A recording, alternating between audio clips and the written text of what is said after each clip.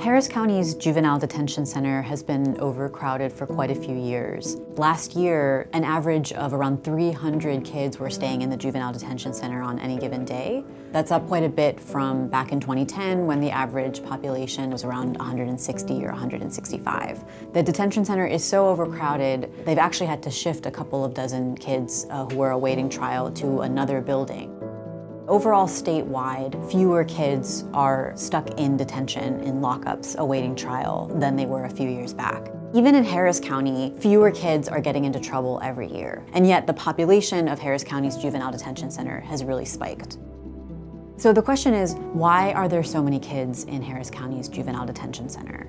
Local officials say that the detention center is overcrowded because they've got more kids in there for things like armed robbery, aggravated assault, violent crimes. But the data show that they also have a lot more kids in the detention center for minor offenses, maybe possession of marijuana, shoplifting, violations of probation. And it's hard to understand exactly why those kids may be in detention alongside kids for far more serious crimes. Harris County officials told me that they think they've done almost everything they can to lower their detention center population. They are booking fewer and fewer kids into the detention center every year.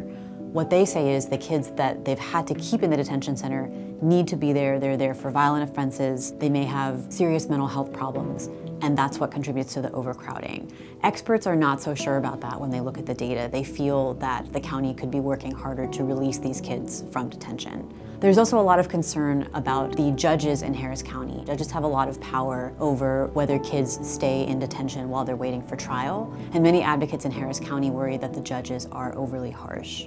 Harris County officials say they're still working to lower the detention population, but ultimately they feel they're going to have to build a new detention center, and they're starting that process right now.